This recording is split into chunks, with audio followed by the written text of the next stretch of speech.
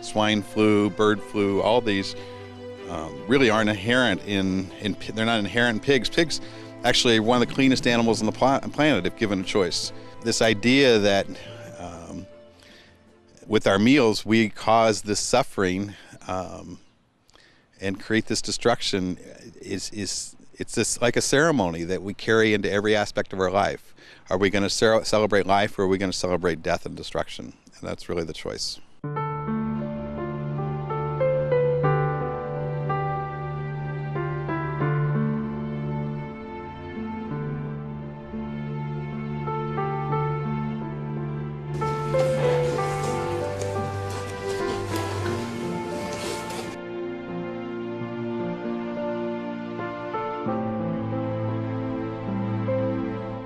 This is the Stop Animal Cruelty series on Supreme Master Television.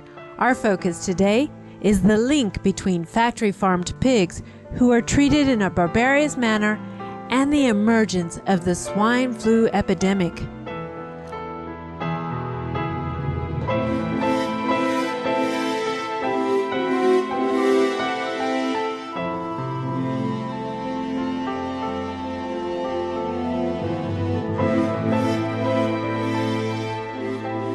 On May 18, 2009, at the 62nd World Health Assembly held in Geneva, Switzerland, the World Health Organization nearly raised the pandemic alert level to 6 and stated that if cases continued to spread rapidly outside the Americas, this highest alert level, signaling a global pandemic, might be declared. Since then, the number of victims has been climbing in Europe, Australia, and Asia. The world of today is more vulnerable to the adverse effects of an influenza pandemic than it was in 1968, when the last pandemic of the previous century began. The speed and volume of international travel have increased to an astonishing degree. As we are seeing right now with H1N1, any city with an international airport is at risk of an imported case. These vulnerabilities to imported cases, to disrupted economies and businesses, affect all countries.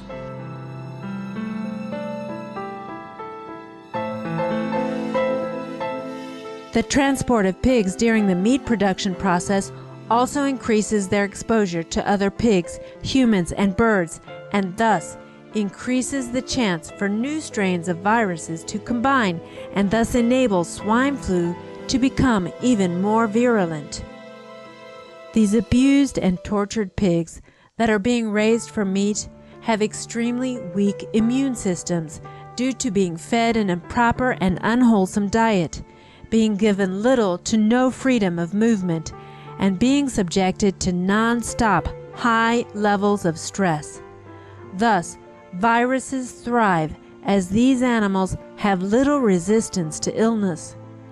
As the animals are kept mostly in dark conditions, viruses can replicate quickly because sunlight, which possesses UV rays which can neutralize viruses, is simply not present. According to the Centers for Disease Control in the United States, 51% of pigs tested in the north-central region of the United States were determined to have been infected with the H1N1 virus at some point during their lives.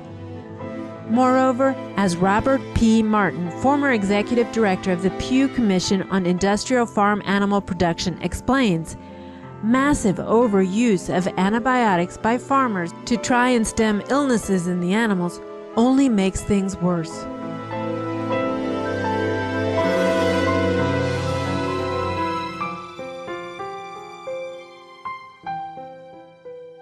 The routine use of antibiotics is what allows these animals to be housed together and overcrowded in these kind of filthy conditions where they live standing over their own waste. It suppresses the bacterial infections, but that also allows for the environment to be in place for the rapid evolution or mutation of viruses. And then another really serious concern we had is that there is just not enough monitoring of workers in these industrial farms. Yeah, we really decided that given the structure of these industrial operations and the fact that the workers aren't being tested, that a viral outbreak, flu epidemic like we've seen was really a matter of when and not if. But I hope that people start looking in this country at really how we produce food, because it's the system itself that is the problem. And, it's not the animals in the system, it's the way we raise the animals that are the problem.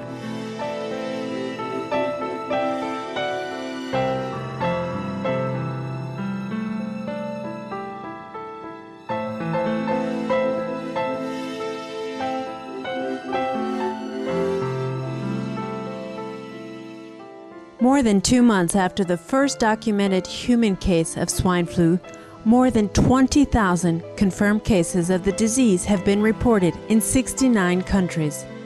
There have been over 125 deaths due to the virus. Experts say many more swine flu infections have gone unidentified across the world. In a May 2009 article written for Newsweek, a respected U.S. news magazine, Lori Garrett, Senior Fellow for Global Health at the Council on Foreign Relations, a U.S.-based foreign policy think tank, well summarized the factory farm tie to the swine flu epidemic by stating, "It is a strange world wherein billions of animals are concentrated into tiny spaces. Breeding stock is flown to production sites all over the world, and poorly paid migrant workers are exposed to infected animals. This is the ecology that in the cases of pigs and chickens is breeding influenza. It is an ecology that promotes viral evolution, and if we don't do something about it, this ecology will one day spawn a severe pandemic that will dwarf that of 1918. Today, experts fear that the full impact of the swine flu has yet to be seen. The current virus could mutate into a much deadlier form and re-emerge with greater force in subsequent waves. The results of these infections could eventually resemble or even be worse than the 1918 flu pandemic that claimed 100 million lives. The shutting of factory farms, whether they raise pigs or any other animal, should be the first order of business if we are to be truly serious about safeguarding the public health. Aside from the diseases they propagate, factory farms are simply places of inhumanity where billions of our animal friends have their lives horrifically ended each year.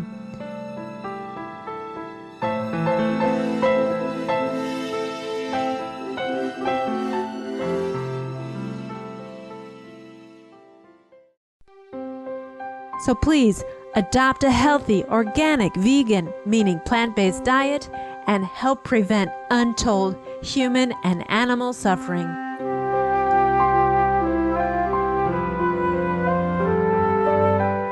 We send our condolences to those who have lost loved ones to swine flu, and our thoughts are with those currently suffering from this dreadful infection. We look forward soon to a better time when all beings coexist on Earth in health and harmony. Thank you for joining us today on Animal World, Our Co-Inhabitants.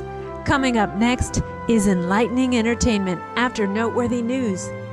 May all animals be given our full respect and love.